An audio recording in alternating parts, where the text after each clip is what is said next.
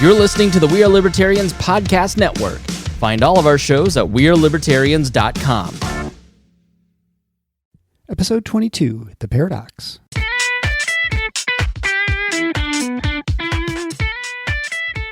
Welcome to The Paradox with your attending, Dr. Eric Larson. He is a practicing anesthesiologist and clinical assistant professor at Michigan State University College of Human Medicine.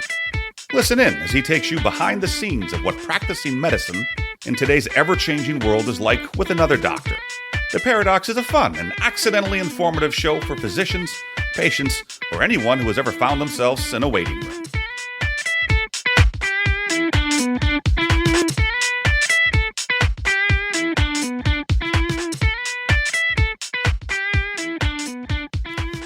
Welcome to The Paradox. I'm your host, Dr. Eric Larson. If you're a first-time listener, thank you so much for joining me. Make sure you subscribe in your favorite podcast player. It is free. If you're a returning listener, thank you so much for coming back. You're the reason this show is becoming more popular. I really appreciate it. I'd also like to thank all my patrons at patreon.com/theparadox. That's Paradocs. There you can become a supporting patron of the show, where all the money raised is used for the production and the promotion of the show.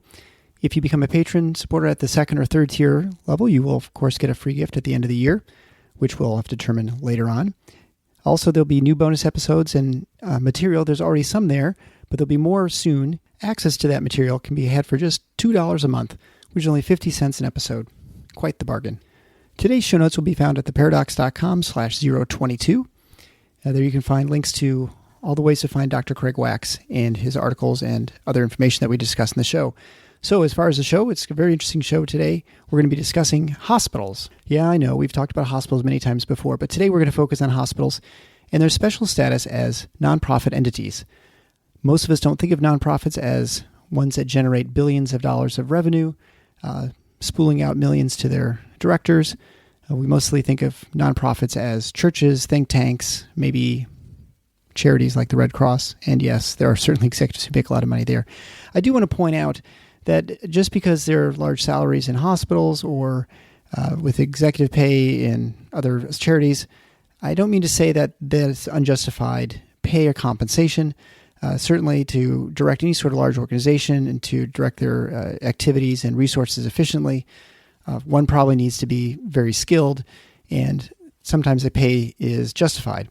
But I think we're talking about focusing on the fact that hospitals enjoy a nonprofit tax status, which can certainly cause a certain burden to a community. Although there's an economic benefit to having the jobs provided by hospitals, they certainly don't provide any sort of economic taxation, and so that tax burden has to be taken up by someone, namely the other businesses and individuals in the city or the community. So yeah, we're going to discuss that. We're also going to discuss Dr. Craig Wax and his fight against MOC, or in his case, OCC, which is for the osteopathic physicians. Finally, please be sure to catch Dr. Wax as he has his own radio show, which can be heard Thursdays online at rowanradio.com. And as I said, those links will be available in the show notes page at theparadox.com/022. So anyway, let's get started with the discussion on the nonprofit status of hospitals and his lawsuit against the AOA. Enjoy. Okay, welcome. This is Dr. Eric Larson to The Paradox. I'm joined today with Dr. Craig Wax, who's a family physician practicing family medicine and health through prevention and private practice in New Jersey. Hello. Thank you for having me on, Dr. Larson. Pleasure indeed. You're welcome. Thanks for joining me. We're here to talk about two things. Initially, when I reached out to you, we're going to discuss your article that you had written about the hospitals and sort of their role in as far as nonprofits. I want to touch on that secondly, but first I'd like to talk about this lawsuit that sort of came to my attention maybe about 4 weeks ago. I've had on Dr. Meg Edison, whom you may be familiar with, and we've discussed a couple times on MOC. I've also had Dr. Wes Fisher, where we discussed the shenanigans of the American Board of Internal Medicine. And you should try Dr. Paul Kempen as well. Yeah, I've actually spoken to Dr. Kempen. He's one of the originals. and he's an anesthesiologist, which is also a great thing. And I think he's in Ohio now. But anyway, we noticed that so for those who are not familiar, there are MDs and DOs. DOs are osteopathic physicians. MDs are allopathic. Just a little bit difference in training. We're both physicians and doctors. But we have different sort of large governing organizations, I guess you'd say. For the osteopathic physicians, it's AOA. Is that correct? The American Osteopathic Association in Chicago, Illinois. Right. They all seem to be in Chicago, Illinois. They're kind of just congregating. It is, yeah. The American Medical Association is there, and multiple other organizations that try to lay claim to being the voice of physicians. Right. Questionably, albeit. Right. And so one of the things that, of course, a lot of we've talked about the MOC requirements, the maintenance certification, where physicians have to go, once you get your initial certification to residency, you have to continually do testing and more sort of busy work, we'll just call it, and to put sort of a shorthand. And you really can't practice medicine very easily, certainly if you're in a lot of specialties that are hospital-based or surgery-based for the most part. I mean, there are some things where you can work outside where you don't need hospital privileges, but for the most part, you're going to need to have hospital privileges. You're going to work with third-party payers, either through government payers like Medicare, Medicaid, or with large private insurers like Blue Cross Blue Shield and Aetna and whomever. And without following MOC, it's really hard to practice for most specialties without it. And so, right. And if I may add to that, on the MD or allopathic side, they call it MOC, Maintenance of Certification. On the osteopathic side, not to be outdone, they call it OCC, Osteopathic Continuous Certification. So just to throw terms out there. Oh, okay. I wasn't familiar with that, so it's interesting. And so one of the things that a lot of physicians are pushing back on now is you have this private organization that's basically forcing you to do all this stuff against your will and with no signs of any benefit, and obviously cause all kinds of stress, burnout, all kinds of problems outside of right. And as you rightfully point out, insurance companies can inquire and can discriminate against you if you don't have certain certifications, as can hospital employers and other employers, government employers. It makes you considerably less marketable. The issue is that not only is it costly and expensive on a yearly basis for the physician and their practice, it interferes with their ability and time to care for patients because they have to take time away to do these things and resources away to do these things. Also, all of there's no body of data that says that any of it is useful. And a lot of physicians are saying, well, if all this isn't useful and it costs me time and treasure to do, why am I taking time away from valuable practice and interaction with patients to pursue these things just to make certain physician so-called governing organizations, close quote, rich? And it's not, it's become a moral, ethical, and practical issue for all of us. Right. And it's important to point out too that if there was so much overwhelming evidence that were proving that it was efficacious or useful to continue this certification process, there's no reason that you would have made it initially, you would grandfather people in and say, well, you don't have to do it. Only the new people coming out, the ones who are closest to their training, and not the people who are, the farthest from their initial training, who are going to be the rustiest, you'd say. Right, because there is constant change in medicine, and I believe, not that I can speak for all physicians, but I believe that most of us, including myself, feel that ongoing information and interaction is important, but I think it should be done in a very personal and individualized way, not like sheep on a farm being herded off to slaughter, rather than what states do for licensure, which is CME, continuing medical education credits. And that way we can spend, dozens to 100 hours pursuing our bliss and things that benefit our patients at our own time and expense, and not being forced to do so for things that aren't relevant to our practices. Right. And I mean, the things that are actually going to be helpful to everyone, I think, should recognize where their weaknesses and their strengths are, and where your practice is, right? Obviously, if you're not practicing a certain type of medicine, there's no point learning more about it. It'd be better to focus on what you actually are going to be treating in your actual everyday practice. Right. Well, I'll give you an example that is useful. Like for an example. Let's say an orthopedist who basically is, as I plainly describe it to patients, pretty much a contractor that does construction, Yeah. that does bones and joints and those kinds of things. And that way it's understandable to patients. Now, you learn about all the bones and all of the joints, and maybe, 50 years ago, an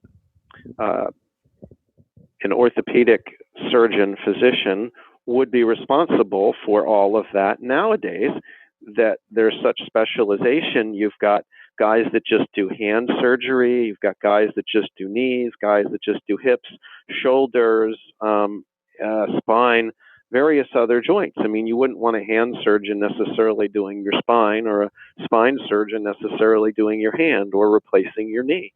Now, when they came up with all of this profiteering nonsense, and at the quote public good, close quote, which I think is questionable at best, they are trying to force people who just do knees and hips to do hand and to do spine and other things with regard to testing. And literally, you could fail the test if you're super specialized, whereas perhaps you're the best at that joint or at that issue. So perhaps that's an example that would work for people's minds. And so there's a lawsuit that is being started, and we talked about this briefly in a previous episode, actually 2 episodes ago, in episode 20, with Dr. Thank you for the oblique reference. Well, we discussed you obliquely in that episode. I think we did by name. Oh, thank you. But we talked about Dr. Wes Fisher, who I guess you'd say was one of the spearheading this lawsuit against the American Board of Internal Medicine and others, which have not been yet identified, I guess. Right. And if anybody's interested in following with Dr. Fisher, Dr. Marion Mass, Dr. Niran Al-Agba, and myself, that are actually on the board of Practicing Physicians of America, which we call PPA, you can go to practicingphysician.org, and you can follow up, you can join, and you can join the fight against maintenance of certification and potentially osteopathic continuing certification in a productive way. Right. And I think it's important. I've mentioned this before in the show, but it's important for people who aren't physicians to get involved or at least be aware of what's going on, because, physicians are treating everybody. And so just because you're not a physician doesn't mean this doesn't affect you and your health. So now we're going to look at this differently in the sense that there's an allopathic, and that's sort of what Dr. Fisher's working on. You actually would join in a class action suit on the osteopathic side, because from what I understand, I'll let you go into the details, that as an osteopathic physician, you had to be a member of the AOA in order to get credentialed, right? And then, so you somehow, there's a lawsuit. So not only initially when you're board certified, let me just back up one step just in general. So board certification came into play to say that now things are getting complicated 50 years ago or so, that there's a lot of different physician, quote, specialties, close quote, that there were internships and residency programs and fellowships that were helping to develop a physician skilled into a teaching program that was formalized and hospital-based potentially. And what wound up happening was the certification board would make sure that your residency training was complete, and the marker for that completeness was the board certification exam, of course, the much dreaded board certification exam. And I can say that for myself and many other physicians, that was part of the process. Right. Now, when we're out in practice for 10 years or what have you, and all of a sudden the governing boards decide, you know what, that's not adequate either. Every 8 years, you guys are spoiling like bad food, so we're going to have to recertify you for thousands of dollars and potentially 1,000 hours of time over 8 years, which is sort of a ridiculous assertion. The issue that we took on with this lawsuit was a restriction of trade issue with the AOA. So for the 25 years I've been involved, they have forced me to be a member of the organization for approximately $800 a year. And if I quit or dropped, they would cancel my board certification and fail to renew it. And that is an issue with restriction of trade. That is to say, an organization can't take away your ability to work just because you won't pay them. I mean, unless I guess you're a federal employee or a other unionized employee. But obviously, physicians and unions haven't mixed in the last 100 years because of government, say so. But that also may be changing in the future now that the government has forced everyone into the service, more or less, of hospitals and ACOs with what I call the Unaffordable Careless Act of 2010, because it was both unaffordable and careless, wasn't tested, and but that's a whole nother show topic. Oh, yes. But with this lawsuit, our goal was solely to eliminate the tie between AOA membership, which was forced, at the point of the arrow of taking away your board certification. So in doing so, we did some data gathering and discovery work over the course of 2 years, and we brought two suits, actually. So one was in New Jersey, because the four of us are New Jersey and area physicians that represent the class. And we also brought a federal lawsuit because there's a mini Sherman antitrust in New Jersey, and there's, of course, Sherman antitrust federally. Right. So we brought them both, and our goal was to do it loud and to do it here and to make it stick. And what wound up happening over 2 years was we've had several meetings at the federal courthouse, Camden, New Jersey, and said to the judge that, we believe our case has merit. And of course, the other side does what they always do. And they say, nope, the case doesn't have merit, and move it to our backyard. So we wrote a paper, they wrote a paper, and the judge came back in a 26-page opinion saying, not only does the case have merit, you also can't move it to Chicago just for your convenience. Yeah. That's not acceptable. So obviously the judge believed that it had merit and should be heard. And that was important. So the AOA knew we were serious at that point. So there was a negotiation process of like, well, what to do here. And we went back and forth. Of course, in my head, I would like to have eliminated the ongoing maintenance of certification, osteopathic continuous certification, supplanted by CME that worked for 100 years and allows physicians flexibility and patients flexibility and the entire industry flexibility. Yeah. So that was my interest, that physicians are professionals and we have a responsibility, but it should be a reasonable one, not an unreasonable one. But the purpose of the lawsuit was to eliminate the tie. And then the question became, since the judge felt this had merit, he gave it to an associate judge and said, work this out. Have these parties work this out and try and eliminate a lengthy, expensive lawsuit for everybody. Mm-hmm. So we had a lengthy, expensive 2-year negotiation process instead. Sounds like the law. So, I mean, it certainly beat 6 years, and yeah, and blood, sweat, tears, money, lawyers, guns, things. Yeah, right. But at any rate, my sense of humor at play there. Warren Zevon for us. Yeah, exactly. Having said all of that, I do musical references too, so forgive me. I know very little music. I just know that one song. Right. Lawyers, guns, and money. Having said all of that, so we sat down with them several times and we spoke to them and they yelled at us, and we spoke to them and they yelled at us, and moved forward with some things that we thought were accomplishable that would benefit not just the four of us, of course, but the entire population of DO physicians that were forced to be members and members of the class, so to speak. So what we wound up getting through the settlement, which we've signed off on, they've signed off on, I believe the judge is in the process of signing off on with regard to the AOA restriction of trade lawsuit settlement, One is the complete elimination of the tie between board certification and AOA membership.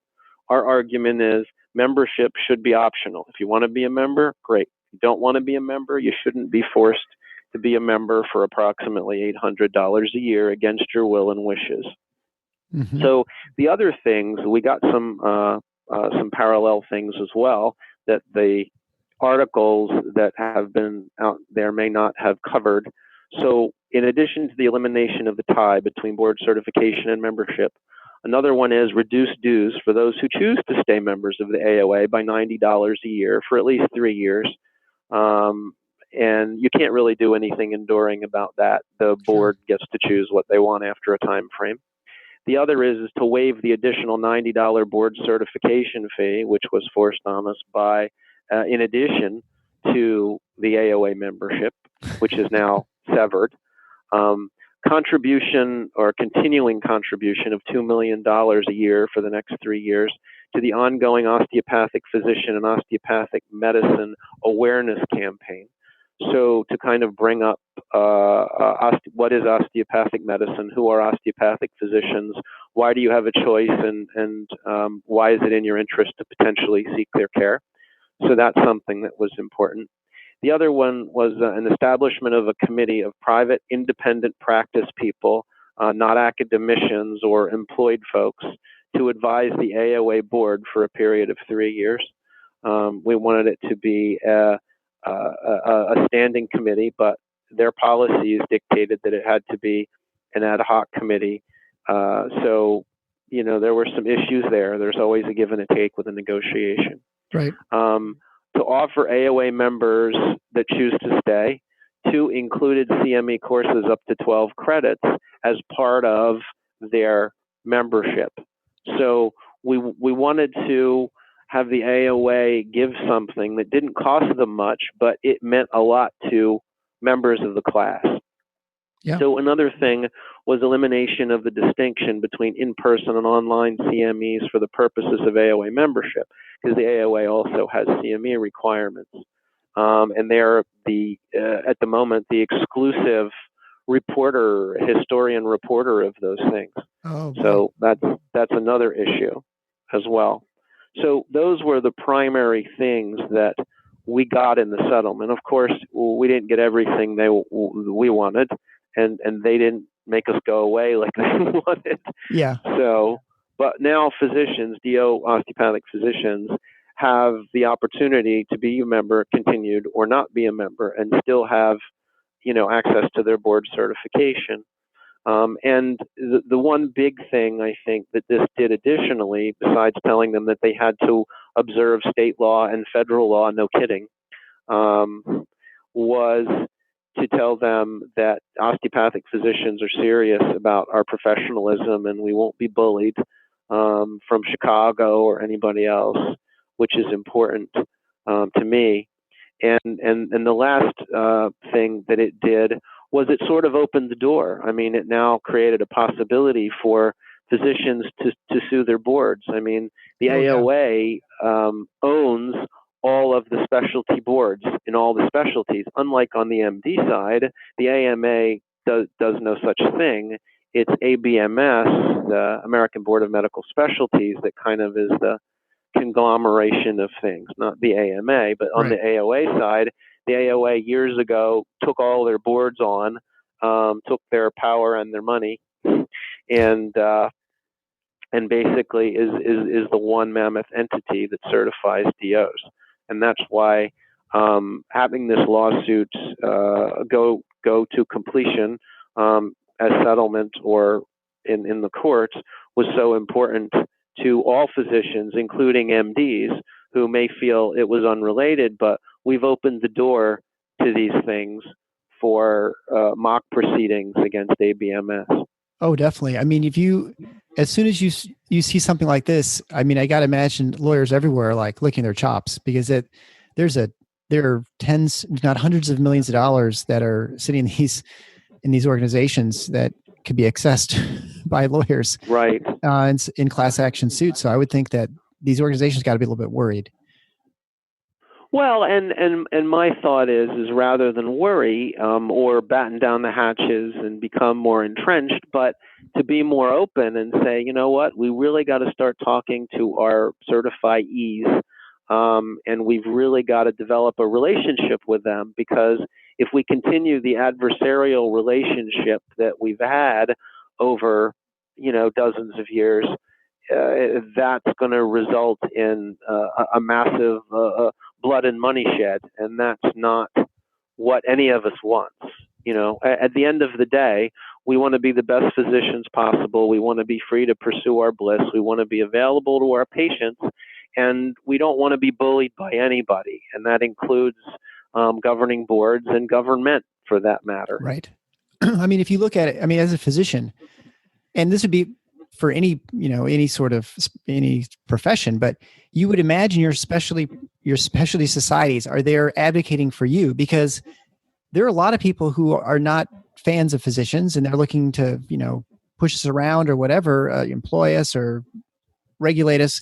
If we're at war with our own bodies that are meant to protect us and to sort of our professional interests, we're really in trouble. So it's in everyone's interest, I mean, you'd think, for us to get along and to try and work together, because, like I said, there are enough sharks in the water to start making some extra ones, which we are unnecessary. Right, but when it comes to power and money, a lot of unseemly things happen between, for example, our state capital of Trenton here in New Jersey and Washington, D.C., the capital of our country.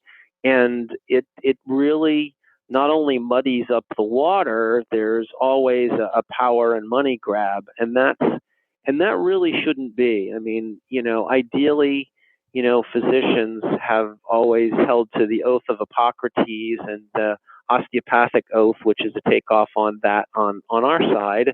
And it's not appropriate to change it or to modify it or to modernize it to make it easier for these big groups and bodies and government to bastardize what we're doing, because we're doing something really noble. We're making a living helping people, and I think, to me, that's the most noble profession for me personally. Yeah, no, I think most people who go into medicine are in it because they like those personal relationship. They like to establish that intimate relationship with patients, to try and help someone to get through sometimes the most difficult crisis they face in their life. And were you at my osteopathic interview in 1990? No, I was not. You must have been there, because that's exactly the things that I said, and I still believe in my heart.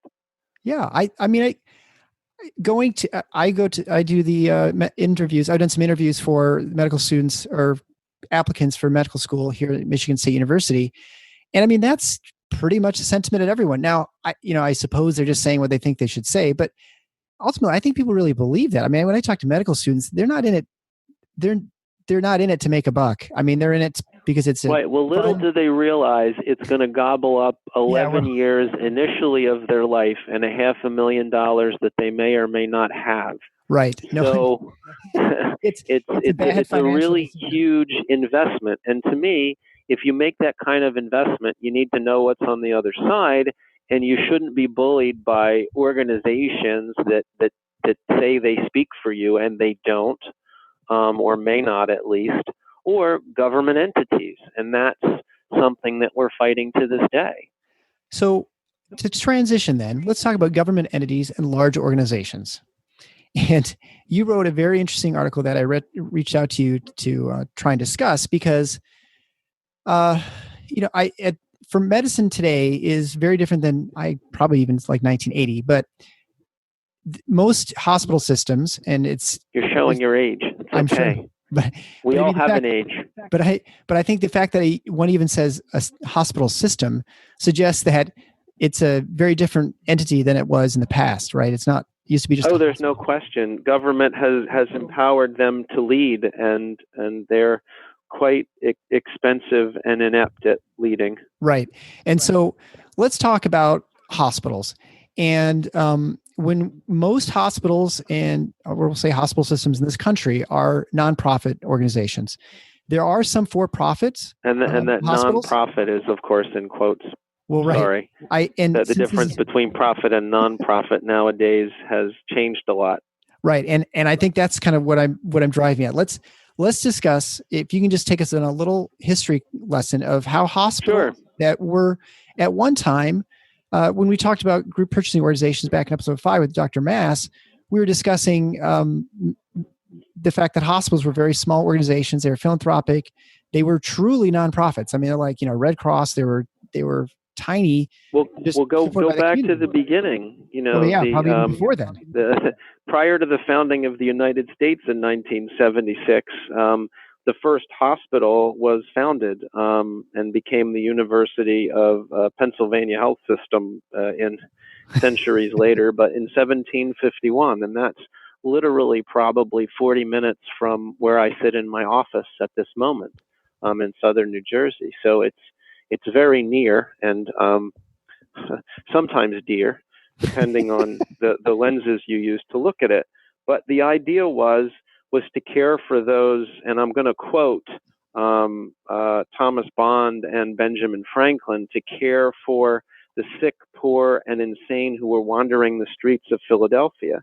So literally, no puns or jokes at the present day circumstances or situation in our major city nearby. But it was a major undertaking to say that, hey, a bunch of volunteers are going to get together in a tax-free building to care for people at everybody's own cost and trouble, just because it's potentially the right thing to do. So that's how it all started. And a lot of the community hospitals that came up in our country were, a doctor and potentially a banker somewhere, and somebody came up with the idea of, hey, let's care for people and let's find a way to make this work. Now, again, we've gone from that volunteer model to for-profit entities, and even the entities that are not for-profit pay their CEOs many millions of dollars a year. And again, I'm not against free markets and competition, but this is neither free market nor competition. This is an issue where, everybody has to go there. There's really no choice. It's $1,000 to walk into an ER. There's lots of expensive things that they have to do to deal with insurance, and they have what's called facility fees. I mean, I'll give you an example. In our community, to get a spine x-ray to look for scoliosis or curvature of the spine at a local place, it's about $128. And if you go for a cash price, or what the insurances are paying, it's $38. So the range is somewhere between $38 and $138, just to pick something. Mm-hmm. Sure. Now, at this very same hospital that started out as a volunteer organization in Philadelphia, and is now the University of Pennsylvania Health System, which owns Children's Hospital of Philadelphia.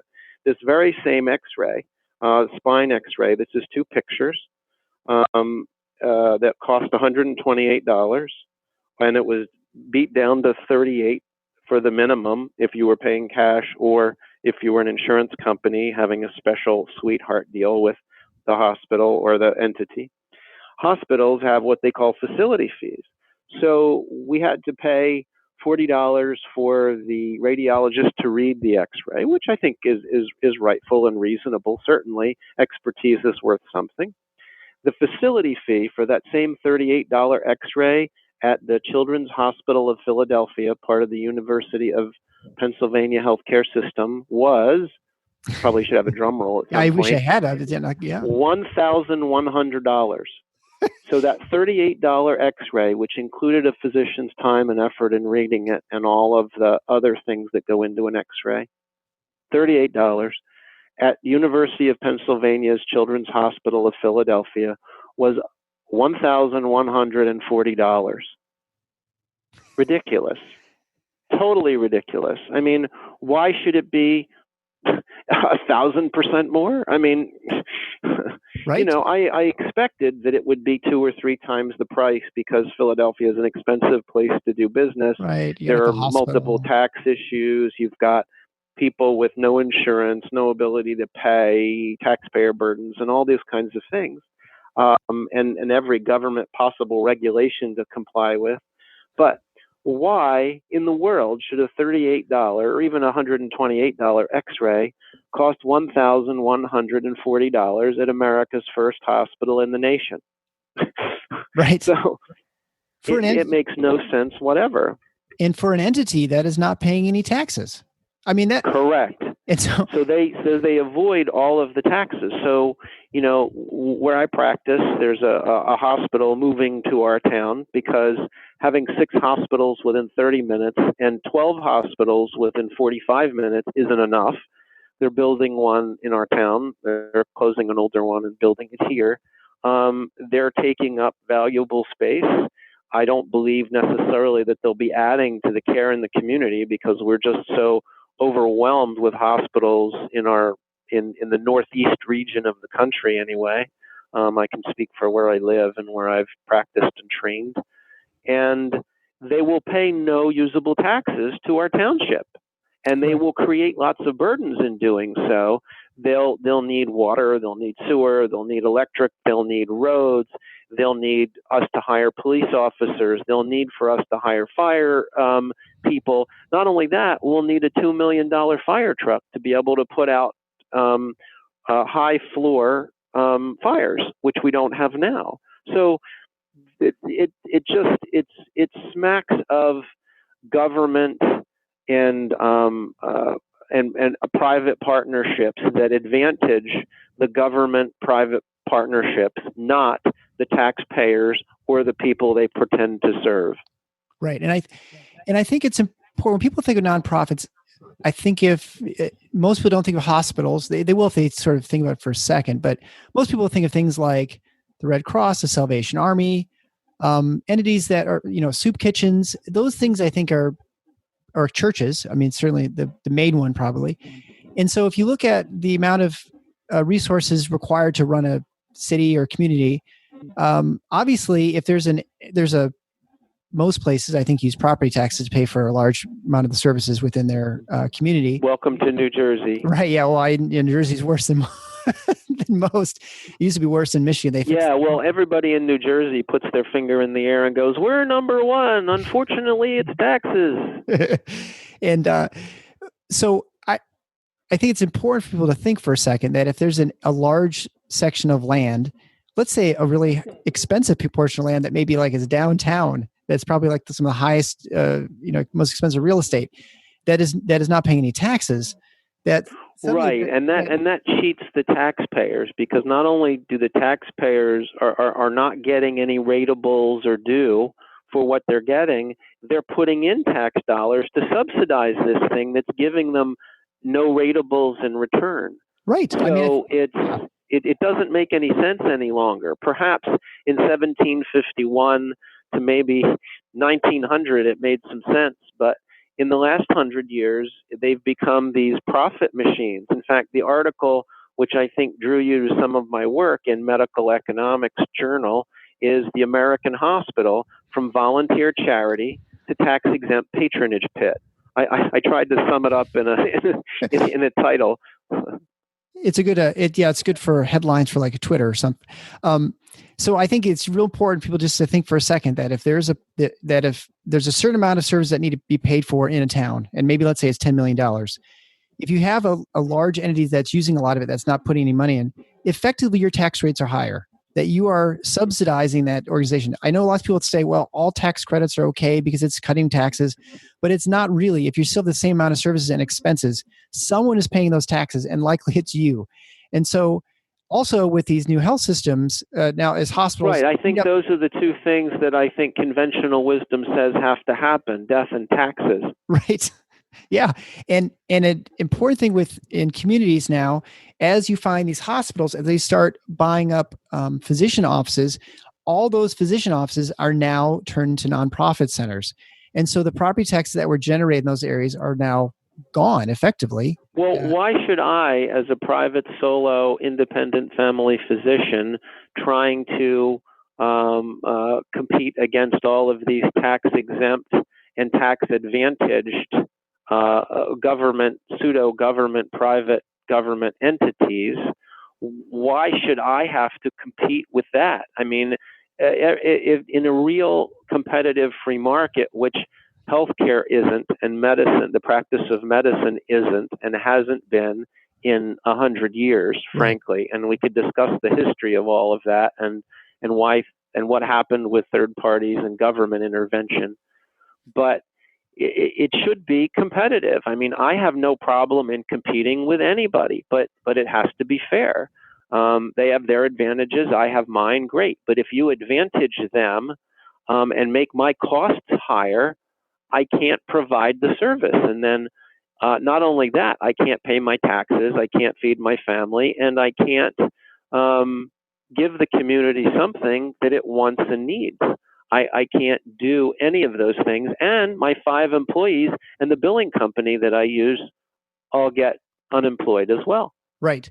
So how did we get there? I mean, how did we get to this point now where these hospital systems are buying up all these physician practices? I mean, I know part of it has to do with the Healthcare Act of 2010, but how did Medicare, Medicaid, I suppose it was more Medicare probably in the 1960s that sort of accelerated this process? Correct. So, as I said, I mean, it's a whole hour on its own, actually. But it all started in World War II, after the War Powers Act. I think it was 1941 or 1942, where the government said to private businesses, we're in a war, you can't raise what you're paying your people, your executive brass. And they were like, well, how are we going to keep our brass here? I mean, how are we going to be competitive? And the government said, well, you can offer tax-free benefits like tax-free health insurance, life insurance, and all of that tax-free benefit was born around World War II. Little did we know that it would take off, and by 1965, most of America would have health insurance, whereas prior to that, there almost wasn't any health insurance because there was no call for it. There wasn't much advantage to it. So now that it's tax advantaged, which was a government innovation, third parties came up, and over the last 75 years into the 90s, third parties took advantage of the situation. And in 1965, the government created Medicare and Medicaid. And there were actually groups and physicians who fought that because they knew that once the government put its mighty feet into all of the industries that are healthcare, it would never again allow the patient and physician to interact in a personal way without prying eyes and somebody else stealing the resources and trying to control the interaction. So 1972, during the Nixon administration, they had put out the HMO Act. Well, what's an HMO? Well, it's called a health maintenance organization, but it's not much about that. It's more of a money and power grubbing organization that profits off patients' hardships and physicians' hard labor. And then bringing it forward, 1996 time frame, there was HIPAA, the Health Information Portability and Privacy Act, so they called it. But basically, HIPAA spells out that the government and third parties are exempt from any penalties for stealing or using or insisting on your information. In fact, Twyla Brace actually has written a great book. She's with the, I think it's cchfreedom.org on the web. She's written a great book about your privacy being stolen. That's just a phenomenal piece. And it started with HIPAA, which she opposed, and it went on through the government paying everybody to take on electronic health records. Electronic health records sounds like they'd be a good thing, and to ask any physician or other healthcare person that uses them over the last 10 years of the government mandating them. And the book by Twyla Brace actually is called Big Brother in the Exam Room, The Dangerous Truth About Electronic Health Records. And the other book I want to mention that was published by a friend of mine that's actually a JD and MD, so he's a physician and a lawyer as well, Dr. David Hyman at Georgetown University wrote a book with the Cato Institute called Overcharged: Why Americans Pay Too Much for Healthcare. And the upshot is government policies and third parties. And that's how all of that pretty much came about. The last part I should mention is, ACA, which was called unofficially Obamacare. A lot of people were trying to discourage and disparage it using that name. But having said that, I called it the Unaffordable Careless Act, because in the last 8 years, it has been unaffordable, and it was carelessly cobbled together. It was pieces from Hillary Care in 1992 that were failed. Right. And all of the third parties, pharmacy benefits managers, general purchasing organizations, hospital health systems, everybody who's got their money in trying to get government and patient care money, they've got their hands all out, and the government has mandated everybody pay them, which is one of the most absurd anti-constitutional things I've heard in my short half-century life. Right. And I think it's important too, when you go into the doctor's office, if you'll sign a HIPAA form, and actually if you're a pharmacist or even like the dentist and stuff, and it is always sold, and you're signing a form saying, that basically this protects your right to privacy, and HIPAA says we can't say your name out loud. Well, guess what? That was all ethically. That was already how we were already trained to behave before. You're not supposed to talk about patients and their families and stuff. No one did that. I mean, it just wasn't. That's part of the confidentiality agreement with. Yep. No elevator talk. So I mean, you don't know who's standing behind you. So just codifying into federal law, which, okay, if that was what the whole law did, I don't think anyone probably would have been that upset with it. But it's all the other parts, like you said. It really added a layer of exemption from wrongdoing or snoopiness. It's been a progression of what the government has done to all the aspects of healthcare and all of its involved industries. In fact, Groucho Marx, that's a great way to end. almost 80 years ago, said, "Politics is the art of looking for trouble, finding it everywhere, diagnosing it incorrectly, and applying the wrong remedies." Yep. And I think that has summed up medicine from as long as I've been around. Sorry about that, Chief. No, you know what? That's okay. We're here to solve problems. We're here to expose them. And I mean, I think Do you know what solves problems? What solves problems are people that are willing to put themselves out to do the right thing. Like, for example, if I may, people in DPC, direct primary care, where the patient forgoes all insurance and all government entities and directly contracts with the patient. The patient is the person who gets the attention, the time, the service, and pays a reasonable fee that's mutually agreed to, where everything in our society should be that simple, because it keeps it inexpensive, it makes it efficient, and it provides you with competition, which makes you the best.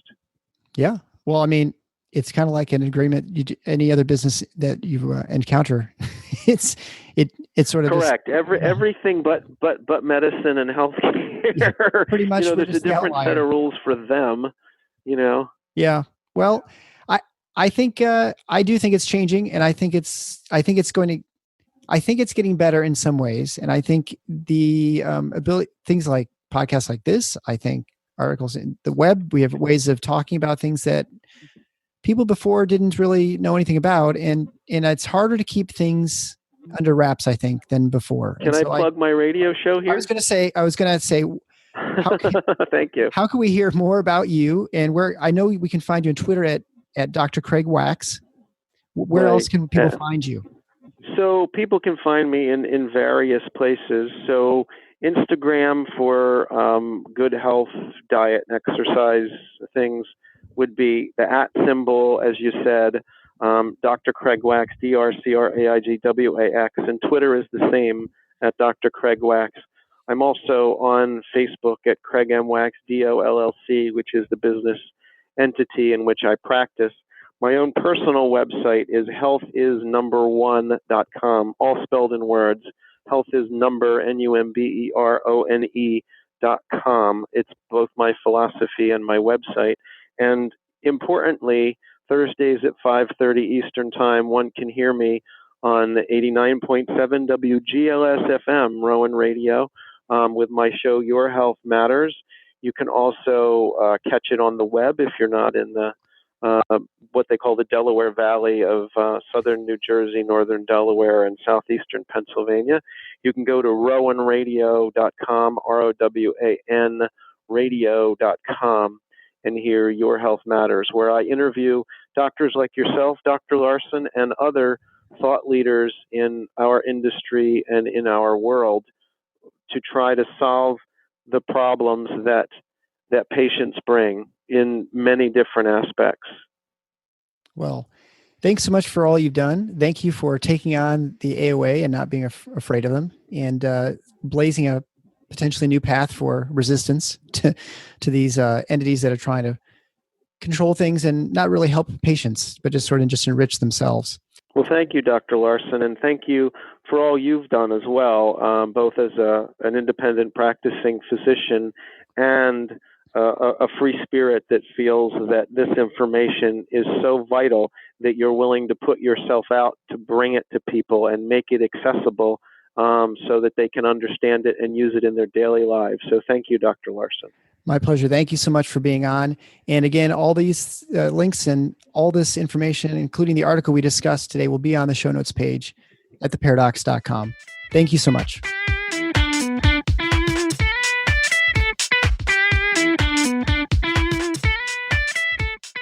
Thanks for listening to The Paradox.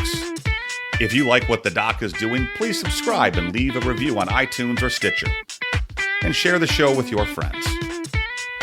Become a supporting listener to get access to special bonuses at patreon.com/theparadox. Show notes can be found at theparadox.com.